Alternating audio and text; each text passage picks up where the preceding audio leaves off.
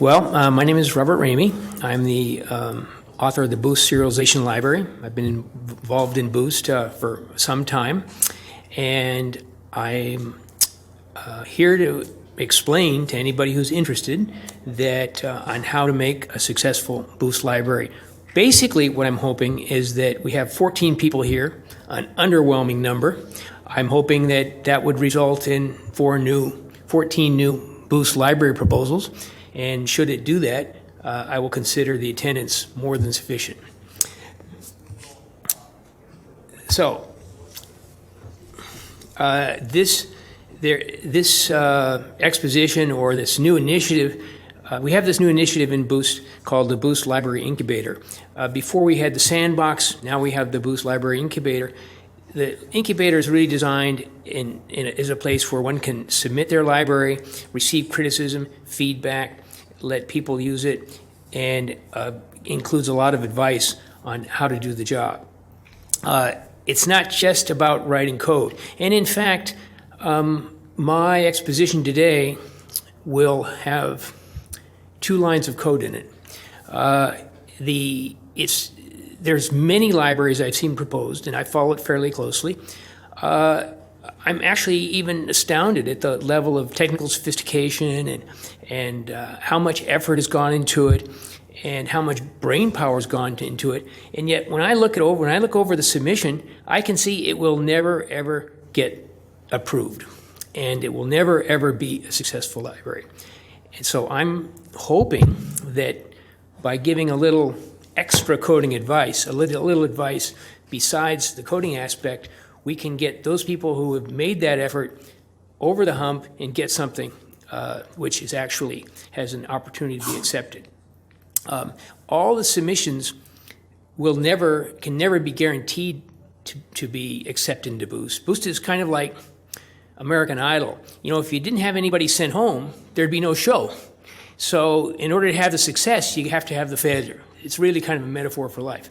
If you can make something that's good enough to get seriously reviewed, it's a good accomplishment. If you can make something that passes a review, it's an even better accomplishment. It's good for your career. It's tremendously beneficial as far as your knowledge of C++ is concerned, because you're putting something out there that somebody is interested in, and you'll find that if you do get something that people are willing to look at, you'll get all sorts of critiques, information, and end up having to do research in such a way that you never would have before. On your regular day job, nobody really looks at it unless it fails. If it works, it's, your genius and work of art is frankly totally wasted. And it's not really totally wasted. It's appreciated, but only by the fact that it works. It's not appreciated at a more intrinsic level. So the question is, that's the subject of our talk today. And if you followed my advice, you're much more likely to get your library approved. And so what is it? What's my criteria?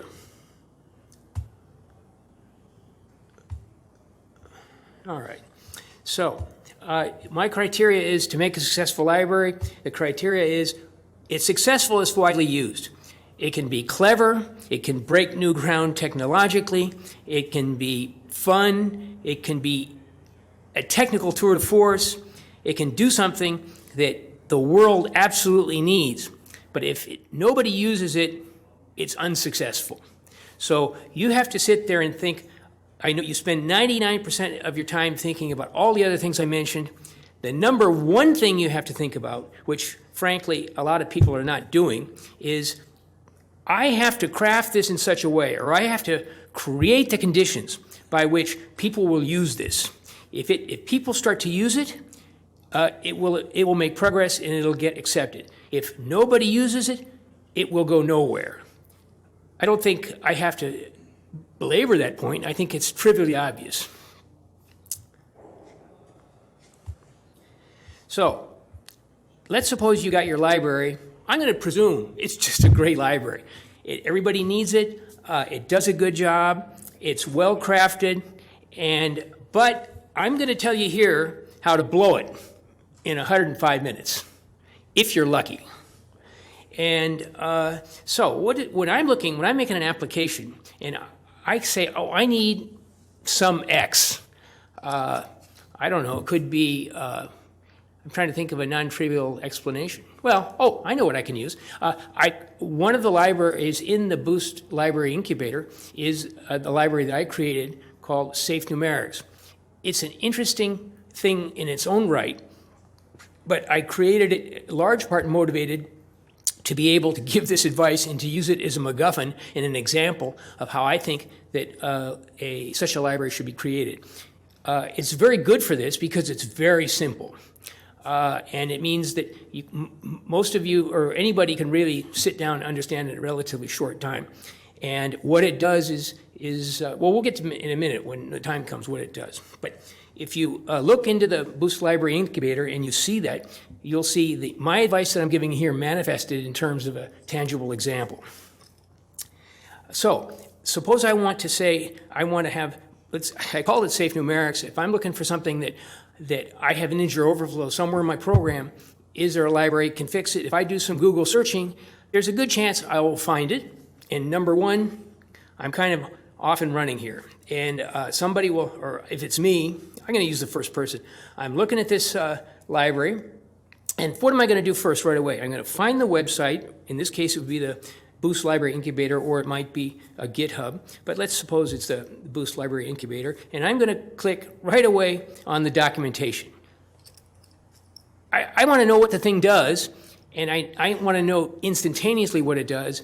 So first requirement, your library has to have browsable HTML documentation. Now, that may sound trivially obvious, but if you actually go through this process, you'll find here's guy's got some sort of package, and then, but in order to actually look at it, you have to download the package, unzip it, and then start browsing the thing. Almost for certain, the guy's already moving on to the next thing, because he's going to look at 4 or 5, or he's going to look at all the ones he sees. So instantaneously, when he comes upon your library, he has to have a method to push a button and see and be able to read about it right away. So right away, we're going to drop like 40% of libraries out there right away because they don't meet that minimal requirement. And I don't think that you have to accept my authority on this. All you have to do is examine your own behavior when you're looking at something like this, and you'll see that that's what's going to happen. So I'm going to allocate, if I'm looking for something, pretty much 5 minutes to decide whether or not I'm going to allocate more time. If I look at it for 5 minutes and I haven't seen anything that entices me to go further, I'm not convinced, or there's something right away I don't like, we're not going anywhere. So this is your shot. You got 5 minutes. So here is, and of course, what is it the guy's looking at? He's looking at your documentation. If you have a library, that was the other thing. How could I overlook that? If I troll the net and look for libraries, at least 50% of them have no documentation whatsoever. So right away, if somebody's looking and going to consider to use it, they're going to pass it by because they don't want it. The whole object of using a library is not have to delve into the code, to basically see what it does and just insert it in. Because I got some bonehead boss who needs the result tomorrow, and there's just no other way that I'm going to remake any of those things. So the lack of documentation will eliminate 50%. Now we're into the documentation, and some things are trivial. It's got to have a table of contents. I don't think it I need to speak about that. But this is actually kind of a more interesting thing. If I look at the first paragraph of the introduction of the documentation, oftentimes it won't even tell me what the library does or what it's used for, or it'll use a level of jargon which is totally incomprehensible.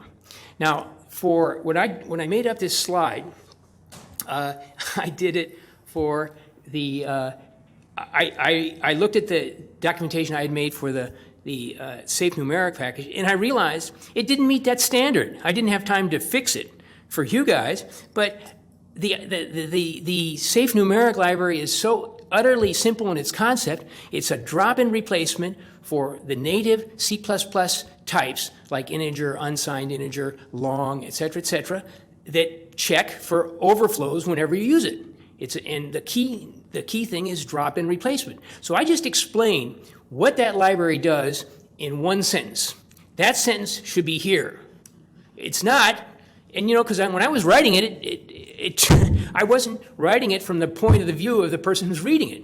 And when I went to make this presentation, I said, okay, I'm going to go through it, and damn, there it is. So this is something that I need to fix. Your library, I don't know what it is, but you should be able to describe it in one or two or three sentences in terms of what it is, what problem does it solve, and why. And then another couple sentences why somebody should use it, because there are no other open source available ones.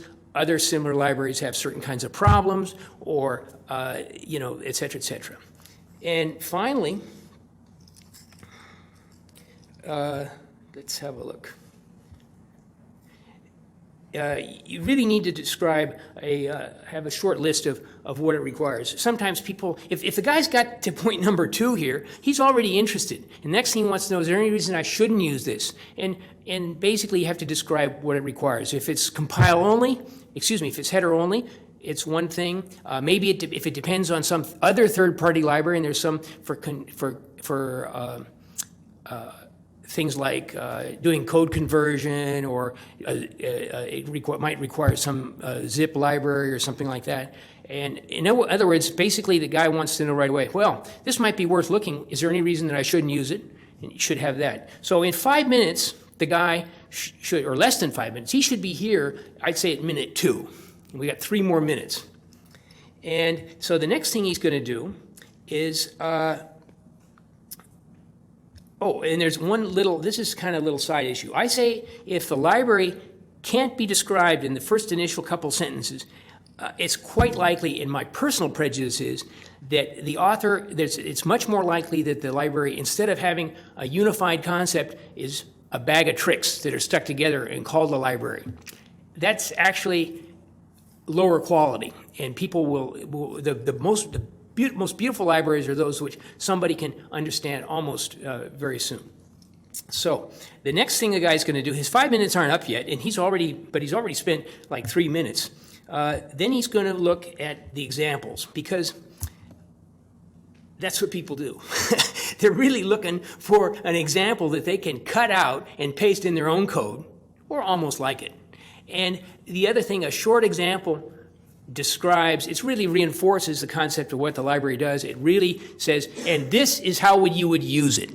Now, if you can't make an example that fits on a page, right away, your response should be, well, wait a minute here. What's wrong with the library here?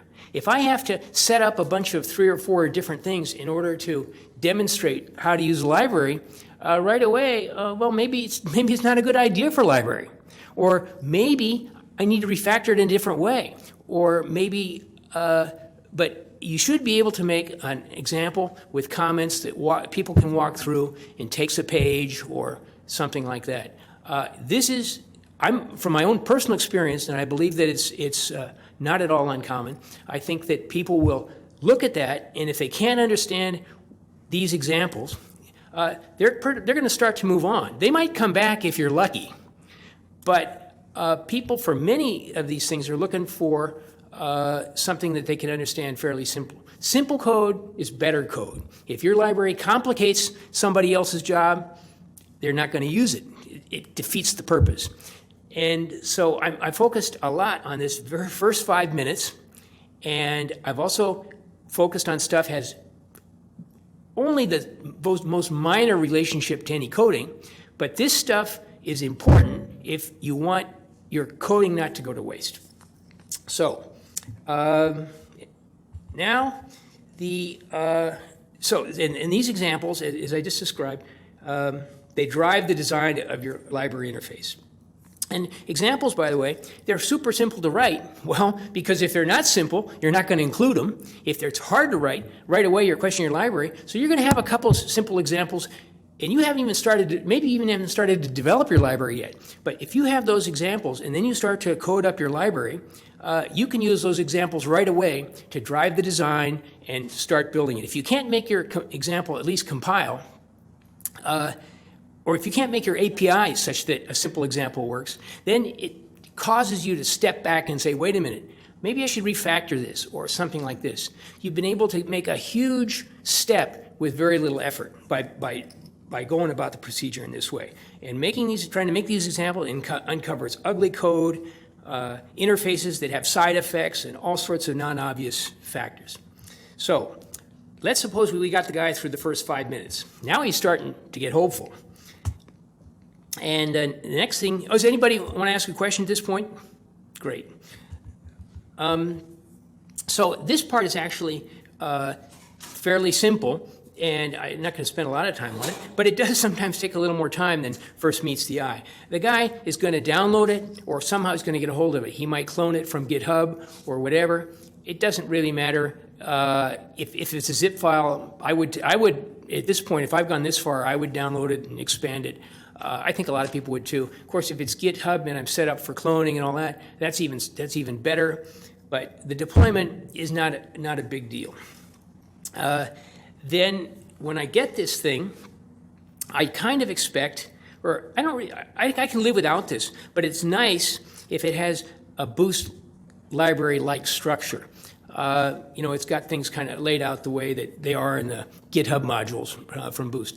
You could lay it out any one of 10 different ways, but really it doesn't matter a heck of a lot. So I'm saying, smart thing, pick the free one, pick the familiar one, because there's really no benefit to going away from that.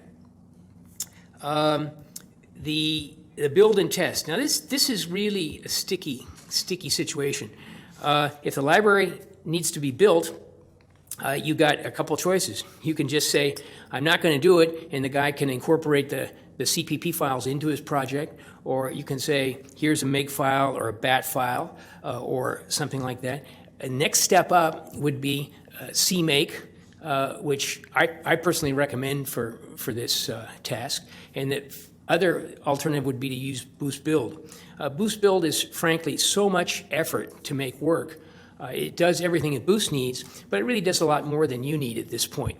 So I would go up the hierarchy. Of course, if it's header only, you're really off the hook as far as that's concerned. So that's helpful. So that would be the hierarchy. You pick the simplest build system that can possibly work. It should include tests, but I have to tell you, I don't think anybody's going to run those tests except you. I've had the Boost serialization library out there for 10 years, and whenever I've seen it used, people just take my word for it. They shouldn't do that, but that's what's going to happen. So the tests are indispensable, but they're really not the bottleneck at this point. All right. So, and I'm going to say the guy, if he's got, he'll probably spend 10 minutes on this. It shouldn't take more than that. And so now you're into 15 minutes. Not too bad. Now he's getting greedy, and he's drunk with success here. So he's going to say, oh, okay, I got the thing installed, I can use it. Now I have the program that originally motivated me to get here in the first place. And so I'm going to try and put snippets, going to try and cut some of the tutorial example out and paste it into my own code. That's actually what he's going to do.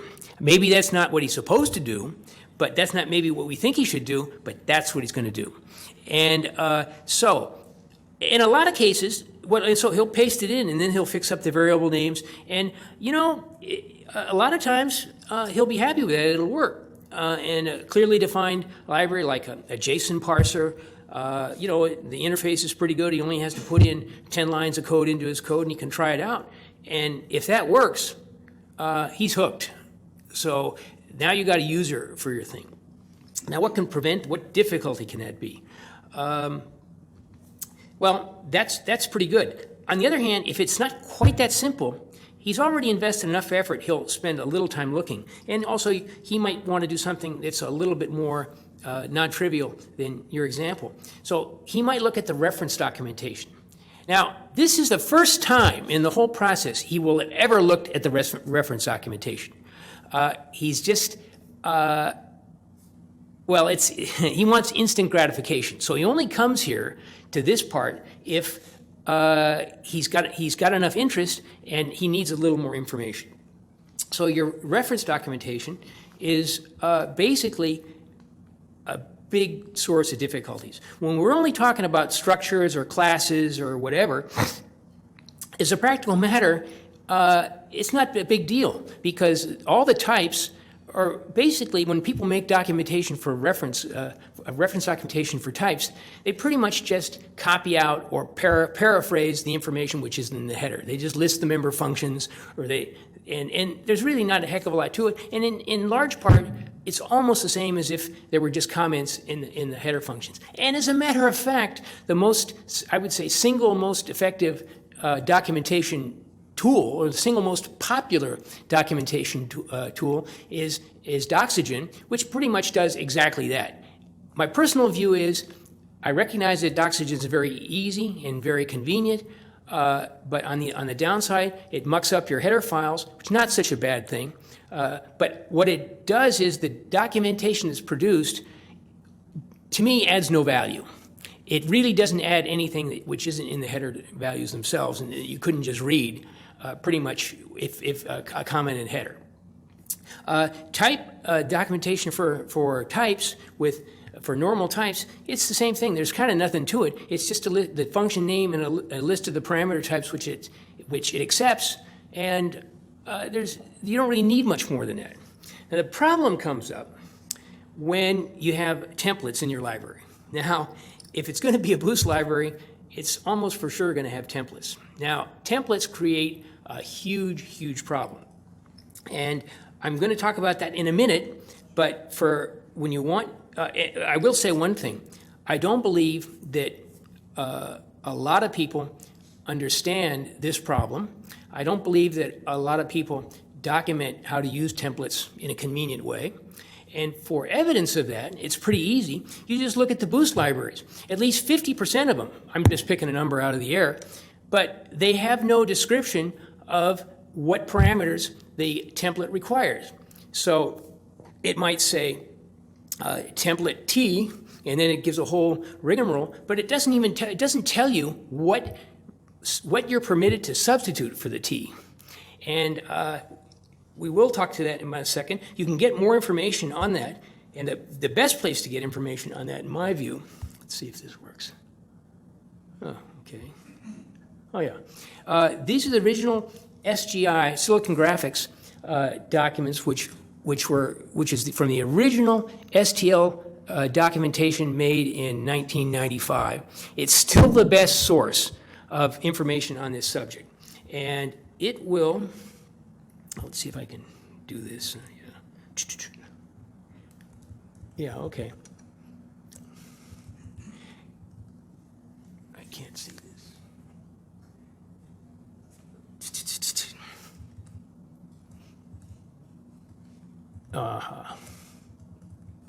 Okay.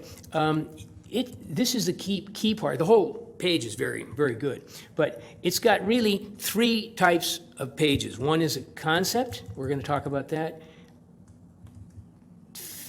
Another is a type page, and these are all templates, and the other is a function. So we have three different kinds of things to document, and it's, if you read this and you listen to my talk and you go to the Boost Incubator, it's almost like a form filling exercise. It's not particularly tedious, and it's very effective.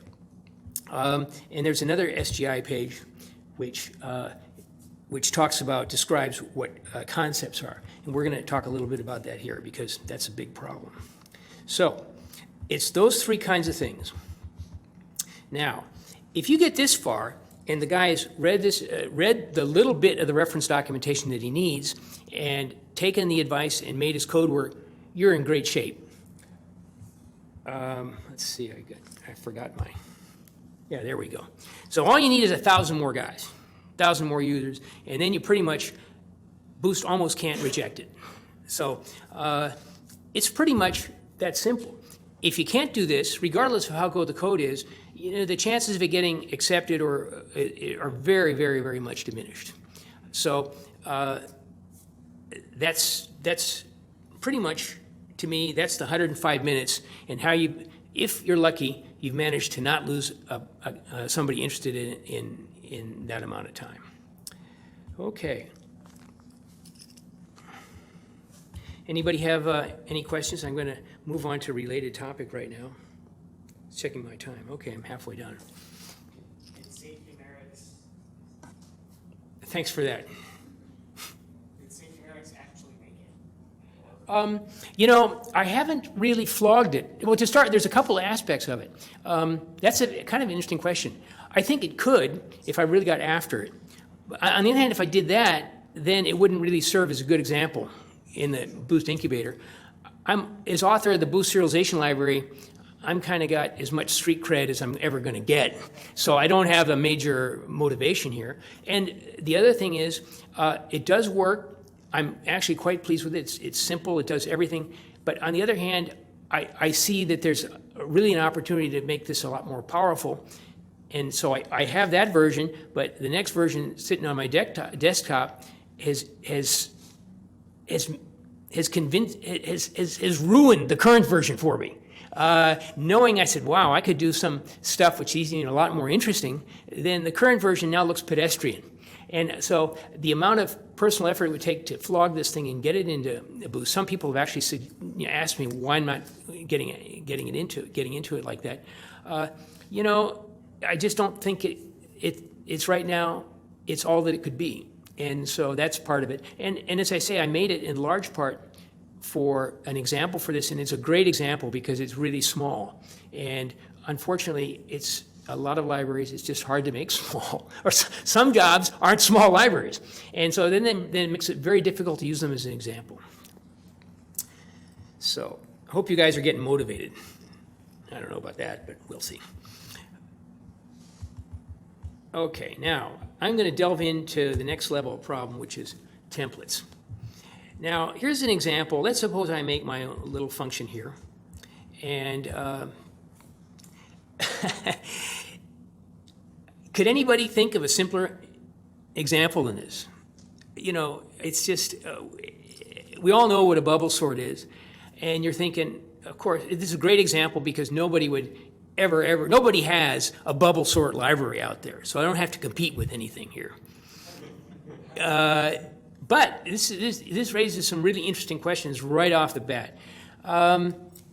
That's my function. It takes a parameter, which we call t, and it has the name is bubble sort, and the first parameter is named is begin and end. So the first question when one looks at this is, what are the types that I'm permitted to substitute for the t here? And anybody hazard a guess?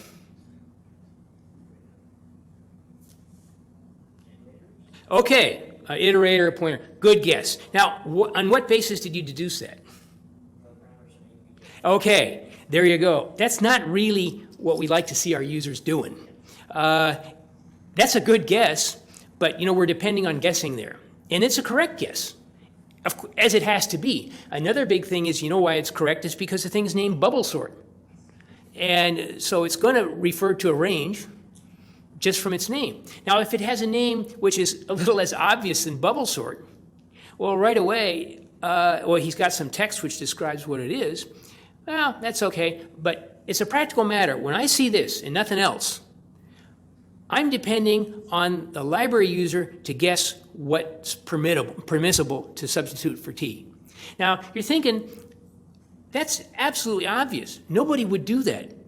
Everybody does that. In the Boost, if you look through the Boost libraries, you'll find the majority of templates defined don't have anything. They have a general narrative describing what you're allowed to substitute in there. But it's very ambiguous.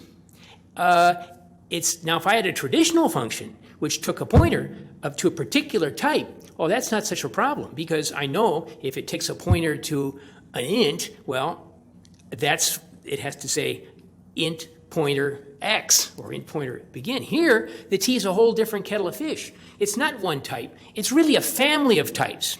And in order for this to make any sense, we have to describe what is it that makes a type a member of this family, and what is it that doesn't. So that's the first question. What is t supposed to be in here? Well, we can guess it's some sort of iterator or pointer. Now, guessing, depending on fate or guessing to make your library a success, not a great strategy. Okay, now the question is, what kind of iterator? Within the Boost library and within the standard library, we've got input iterators, we've got forward access iterators, we've got random access iterators. Which one is it? Anybody have any hazard guess here? Well, you're right not to guess, because you can't know. If this was a Q-sort algorithm, I happen to know, because I know how Q-sort is implemented, that it can't be done, or it would be very unlikely to be doable without a random access iterator, without the ability to pick elements from the whole range on a random basis. The bubble sorts, though, actually turns out to be different, in that since you go through sequentially, you don't really need a random access iterator.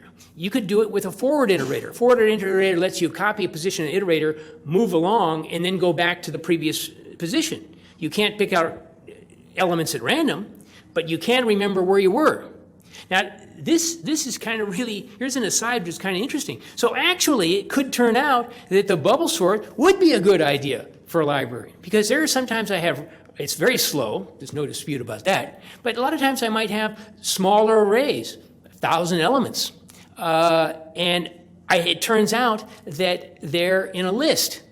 Now, if I want to use the standard sort, I can't use it. I have to do some other rigmarole.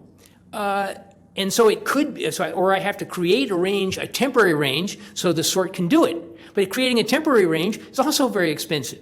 So it's even conceivable that something as stupid as this could be useful as a library, because this can sort stuff that Q-sort sometimes couldn't sort without an extra work. But of course, this is only obvious when we specify that the minimal requirement for T is that it be a forward iterator. So, that's an interesting question, which we've happened to answer here. Of course, the thrust of my talk is that this question has to be answered, not what the particular answer is.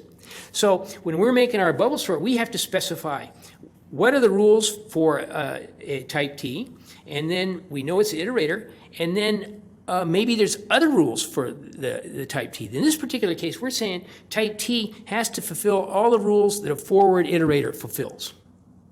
And now, we're not done yet, though, because not any iterator will do the job. It depends what the iterator points to. So if I want to sort something, I have to, someplace inside that sort, I have to be able to compare members, and I have to be able to swap members.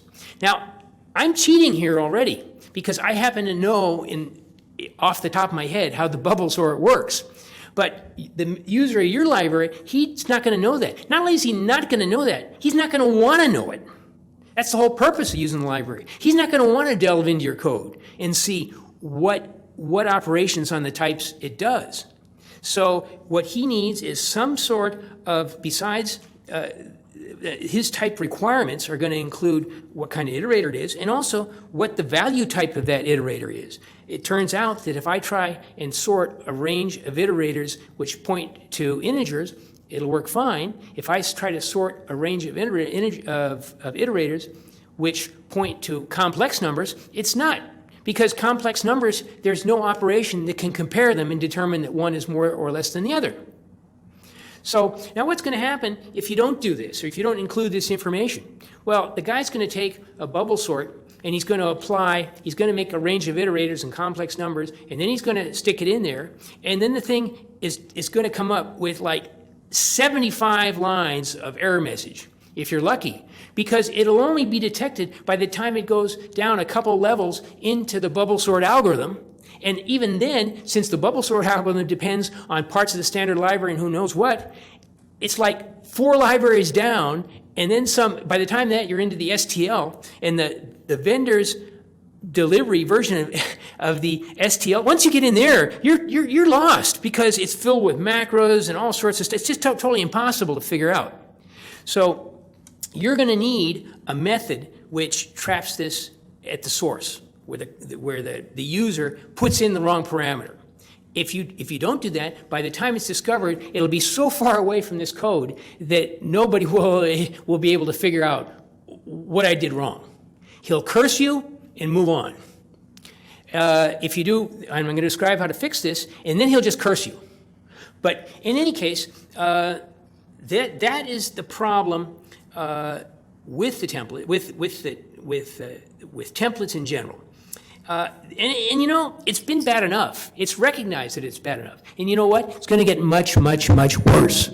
When people start using auto, as people are, then they're going to have types which are not obvious. They're going to be derived from some other source. They're going to be the result of some other compilation. So if we have an auto type that we're getting from somewhere in our code, and now when we look at our code on the face, we don't know where we got it, and we don't know what it is. And then we feed it to our bubble sort, and then it's going to fail. It's just hopeless. There's no way. The only thing you can do is delve in at that point into the implementation of the bubble sort and the implementation which got you the auto in the first place. That could easily take you half a day. And as I say, and then the guy's going to say, you know, it'd be easier just to write my own thing. It wouldn't, but he's going to think that.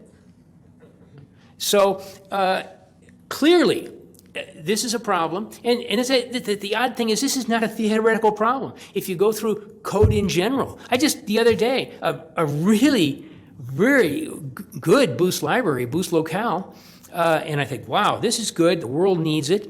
And then I started looking into it, and bingo. I got about a bunch of functions that look like this bubble sort declaration. No information as to what I'm allowed to put in T. So if you want your your user to be successful with this, you have to fix this up so that if he makes a dumb mistake, he finds it right away. The solution is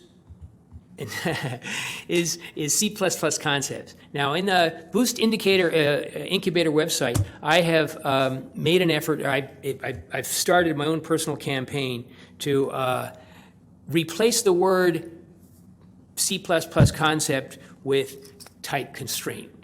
The write a word concept is too ambiguous a term, and the focus here is super simple. The focus here is to describe what the features of any type are so that we can detect them when we compile the program. So I've taken here's the above description from the documentation, and here's the description. Here's what the code's going to look like. Okay, excuse me. Here's my narrative description. I guess that's a better word. Here's my description of the problem. Here's my description of the solution. And this is really just written in a different typeface, what I had before, pretty much.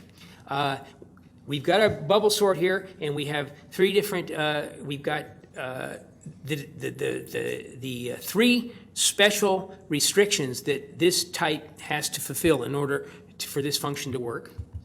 And then finally, we have, and here's a little example from the documentation. Well, I can't scroll it down, but maybe I can. Yeah, well, whatever. Okay, then, so I'm really I made great stride in that I've actually defined in an unambiguous, careful way what that T has to be. Now, if I did nothing more than this, right away I would be ahead of the game, because when the guy looks at the reference documentation, he says, oh, it has to be comparable, or it has to be assignable. And a lot of times that would be enough. But we have an even better idea. We can actually render those type requirements inside the code itself. In that case, when the guy substitutes the value type he tries to sort an array of complex numbers, or an auto, which turns out to be an array of complex numbers, then this thing's going to trap at compile time right at the site where he tries to call the bubble sort. And it's going to come up with a fairly funky error message, but at least it's going to be clear that you're putting something in there for type T, which it's not designed to accept. It's very much, if I use a normal function and it requires an array of ints, and I try and pass it an array of floats, it fails to compile right on the spot and tells me with an error message. Here we're getting the same benefit, we're getting the same result when we're doing it with a type, which before we didn't have. Now we can't say it's a specific type, but what we can say is the type has to be a member of this family, which has this list of requirements. Now the other interesting thing is, let me see if I can do this. No, that actually does fit on the screen. So this is the nomenclature of, this is rendered using the Boost concept check library. And as we can see, there is, here's our requirements from the documentation. And here are the requirements, and here is the extra code we've added to our library that specifies the requirements. There's 3 of them in both sides. There's a one-to-one correspondence between each line in our documentation and each line in our function signature. This makes it trivially obvious to make sure that your code is correct, or I wouldn't say code is correct, that your code and documentation, that the code does what you think, what you envisioned it would do. Or put a different way, that the documentation reflects what the code actually does, either way. This is simple to do. There's no excuse for not doing it. Oh yeah, somebody will come up with an excuse for not doing it. But frankly, there's no real reason not to do it.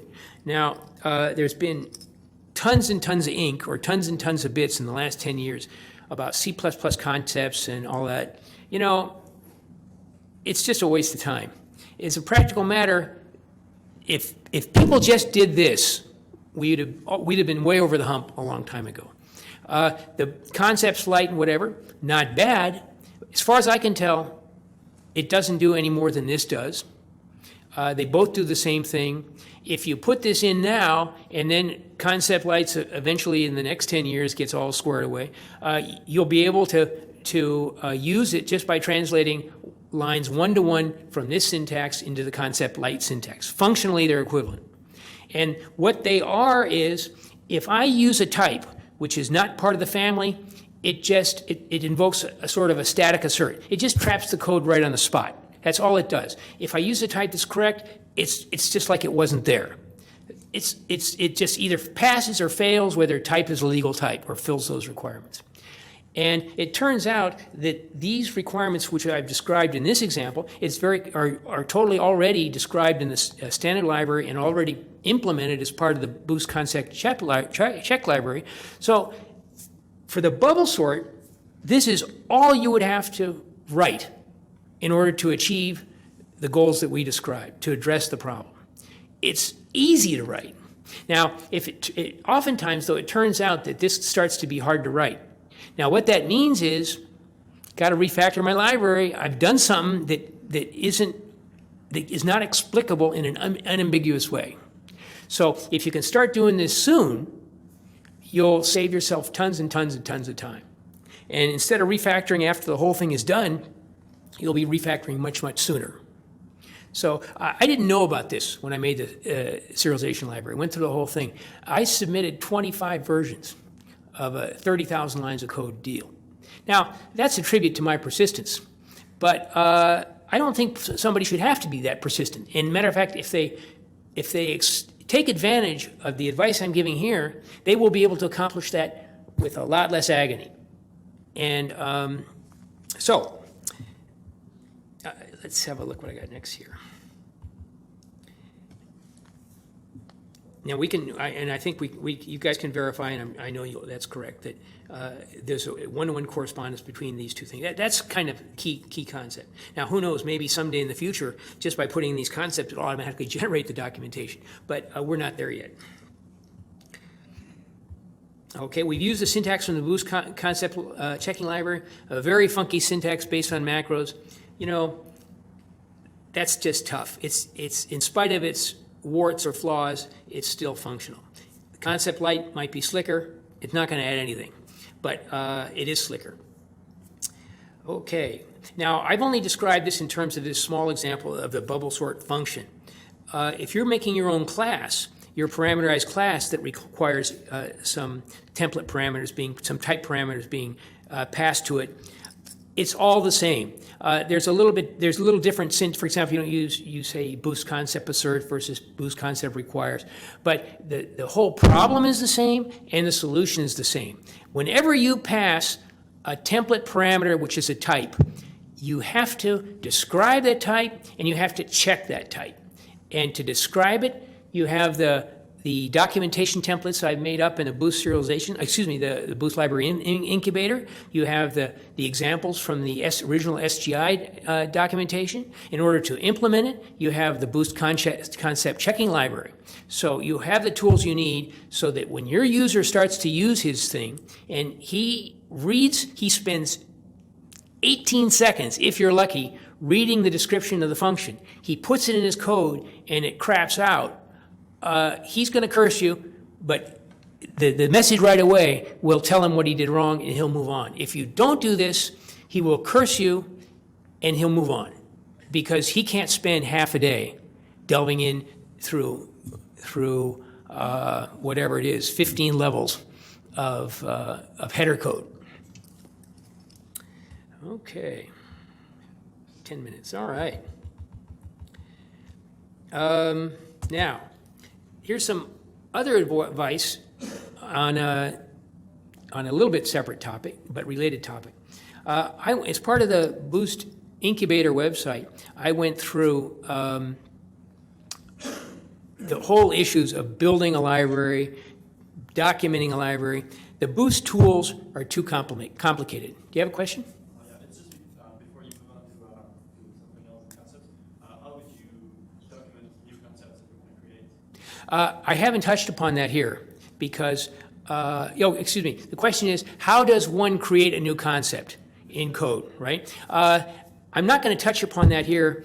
It's not very hard, but I think that I just didn't want to use time for that because I wanted to cover other stuff. But I will give a very short comment on that. What it really is meta template code, which results in a static compilation failure if the type is wrong. So now the Boost concept checking library includes macros that facilitate and make that process simple. But at the end of the day, if this thing requires, our bubble sort requires that the type we're pointing to be comparable, what it really does is just to check to see if that type has a function which has a function which has a less than function, and if it doesn't, it does a static assert. The Boost concept checking library is really just a facade over either the static assert or a compilation error. So it generates a compilation error right at the beginning instead of 50 levels down. That's all it is. It's just a mechanism to generate an error sooner rather than later. I would like to go into it, but I honestly don't have to, because if you guys get this, if I can sell you this, you can figure that out on your own. My major concern is that people don't buy what I'm selling, and I bring this up to people all the time. And programmers love to code; they don't like to write documentation. I'm trying to sell the idea that you got to do it. You can't do code without doing it. You can't get users to use your code without doing it. And without doing the concepts, the users will use their code, but they'll be frustrated and they'll move on. So that's what I'm selling here. Now, I left a couple details out, but that's the nature of conferences. So, Boost tools. Let's talk about build tools. All the build tools suck. Let's start out. Let's just be upfront. That's it. They're either too simple, or if they're sophisticated enough to do the job, they're too complicated. And then, like all programmers everywhere, they wrote crappy documentation. And it's just very hard to make the damn things work. I tried them all, and in the Boost, I kept a log. I tried them all for the Safe Numeric library to see how much effort it would take for each one. And I kept a little log, and I wrote up my results there. And I tried AutoMake, I tried Make, and Boost Build and CMake. So Boost Build I happen to be more familiar with than anybody ever wants to be. it's frankly, for something like the Safe Numerics Library, it's just like way, way overkill. I would spend more time dicking around with Boost Build than the library itself. The developers of Boost Build have been very conscientious and have worked hard on maintaining and giving help. But for whatever reason, I could go into the design or complaints, whatever. It frankly doesn't cut it for me. I found the one that I settled on is CMake. CMake is not particularly well documented, and it's got its own funky language. But in general, I've been able to, with the least amount of effort, make it work.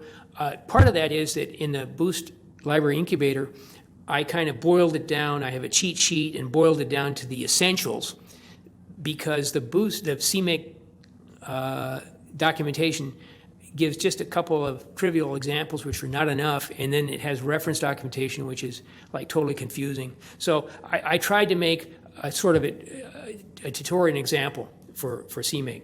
And also, I discovered, I found a way so that you don't have to have the CMake files distributed throughout your whole project. You can have them just in one place. So it turns out to be actually pretty convenient.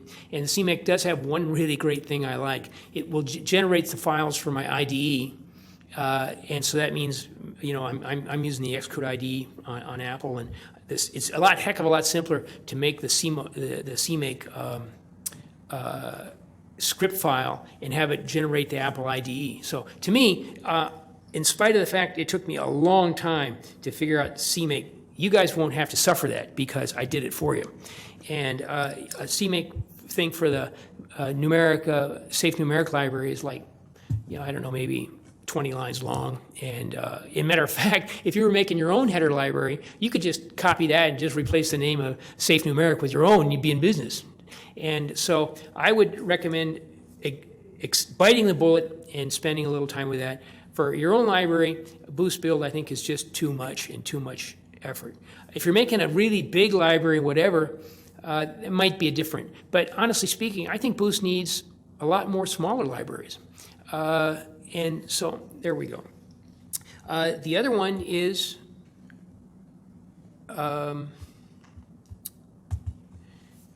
documentation. Well, I've spent a fair amount of time describing what documentation has to have, but and how do you make it?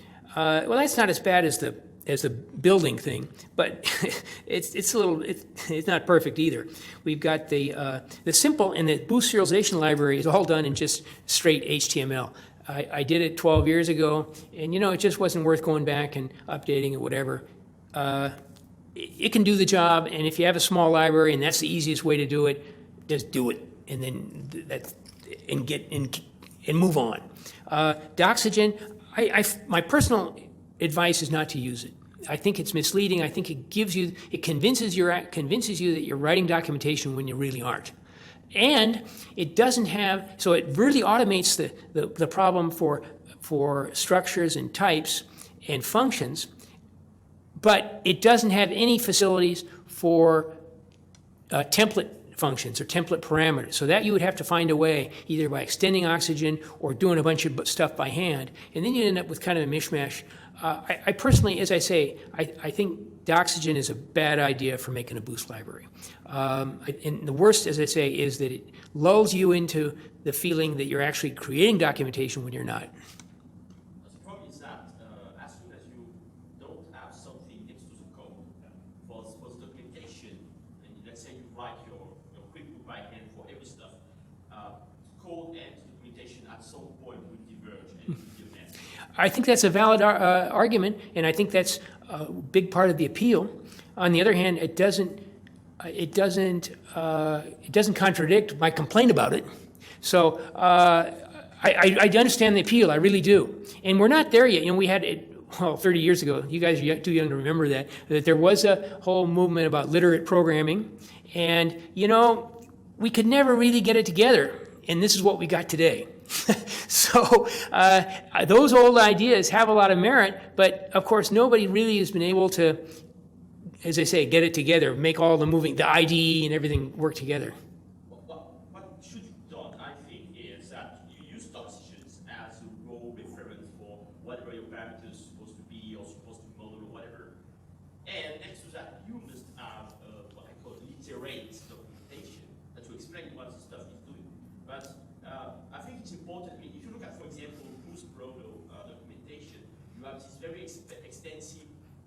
how what you should be doing with the library from point A to point B, and then you have the partition generated complete reference. And I think that you need actually both, but you have to stay, confine partition to what it's supposed to be, and not try to write a novel inside. Yeah, not to use it for what it's not good for. Huh? Yeah. Okay, I won't dispute that. I should say something like Boost Proto is, I would say, a little bit of a special case. I mean, that's like incredibly complicated compared to what I think that Boost can use a lot of libraries which are really needed and not that complicated. A networking library we don't have. Automatic differentiation library I'd love to see. That's actually a hard one, but at least it's self-contained and doesn't spread all over the place. And all sorts of things like that. Networking in particular. I mean, how can we be 15 years and not have we do have ASIO, so that's good. So, but even so, there's more to it. I don't know. Anyway, I made my case there. Haven't sold everybody, but hey, that's okay. Boost Book. Boost Book is basically a derivation of XML. It doesn't tell you how to edit it. It's basically a bunch of special XML tags. That's very handy, and Doug Greger created it 12 years ago. It's actually worked very well. Unfortunately, it's kind of obscure, but if you horse around and make it work, it's kind of worth it. And that's so. But on the other hand, it's really tedious to actually edit. So there's Boost QuickBook, which generates Boost Book XML, and that's been very popular. And finally, there's the one that I like to flog, which is XML Mind, for which there's a free copy available. And what that does, it's an XML GUI editor. And I created an add-on so that it knows all about the Boost Book tags. And that's what I use now. It means that I like editing with the GUI. It shows me what things are. It has all the stuff for tables and all that. It's a little bit clunky, or it's a little bit counterintuitive, but that's worked out very well for me. And then I use the Boost tools to turn it into HTML or PDF or whatever. So that's one I think really merits a look. Okay, well, I'm told the time is over. The timing worked out almost perfect. I'm very pleased about that. And if we have a little time, or you guys, you can ask questions now, or you can come up and, if we're not allowed to ask questions after the time, then you can come up and ask me if you have any questions. So I'm done.